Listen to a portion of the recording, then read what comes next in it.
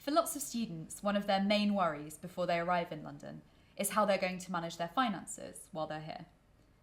This is really understandable, as London can be a very expensive city to live in. We find that lots of students, when they first arrive, are living almost like tourists. So they're attending lots of attractions, they're eating out all the time, and they're buying lots of souvenirs as well.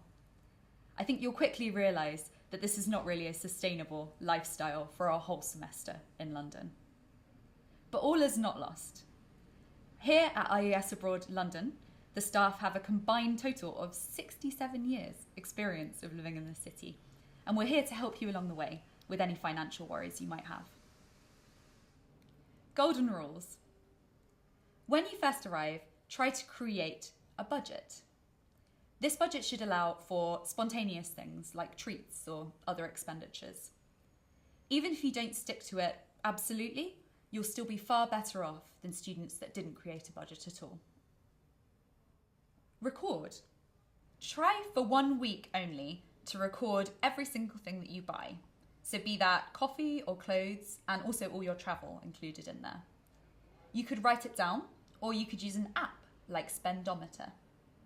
That way, at the end of the week, you can take a look at what you bought and you can decide whether you absolutely needed to spend that money or not. Cash, not card. Using your budget, take out a lump sum of cash at the beginning of the week. In that week, try to only spend that amount of money. If you get to the end of the week and you find that you've overspent, then perhaps you need to be a little bit more disciplined with your spending, or you need to be more realistic when you're drawing up your budget. Food.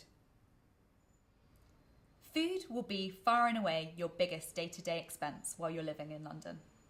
But there are still some ways that you can save some money. Supermarkets.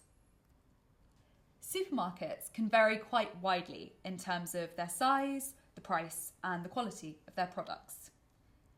If while you're staying in London, you shop exclusively in Waitrose and Marks and Spencer's, you will find that you run out of money really quickly. Most students tend to favour the cheaper supermarkets, such as Tesco, Aldi and Lidl. Sales. Most supermarkets have sales on towards the end of the day. This is when food that is nearing its best before date will be significantly reduced in price. Also, other food outlets such as Itsu will, half an hour before the store close, reduce all of their food by about 50%. Cook. Eating out every day will put a major dent into your budget. Why don't you use this time before you depart for London to learn how to cook some inexpensive dishes, such as chilli or chicken curry? Also, it's a really fun way to get to know the other people on your floor to cook together. Travel and transport. As with any large metropolis, it will cost you to get around London. But luckily, the IES Abroad London staff are here with some tips to help you get around. Student Oyster cards. If you're in London for more than 14 weeks, you can actually apply for a student Oyster card. You can do this online before you arrive. Just search online for Student Oyster card. This will save you 30% on your weekly and monthly travel cards. Above ground. So the tube is certainly the fastest way to get around the city. But I find that you'll sometimes miss out on, well, getting your bearings, for one, and hidden gems or landmarks around the city. These are things that you can only see if you're walking. So put on some comfortable shoes and walk where you need to go. Buses are also actually a much cheaper alternative to the tube, and you get to see a lot of the sights of the city, especially from the top deck. Europe. When you're planning your trips around Europe, you can save lots of money by checking websites such as Skyscanners, which you can use to compare flights, and hostel bookers. When you're actually on your trip, another way to save money is to always ask for a student discount. And the good tip is to eat your main meal at lunchtime, because that's when prices in restaurants tend to be cheaper. Another good thing is to apply for an international student ID card or an ISIC card, which can save you money both across Europe and in the UK. Entertainment. Film and theatre.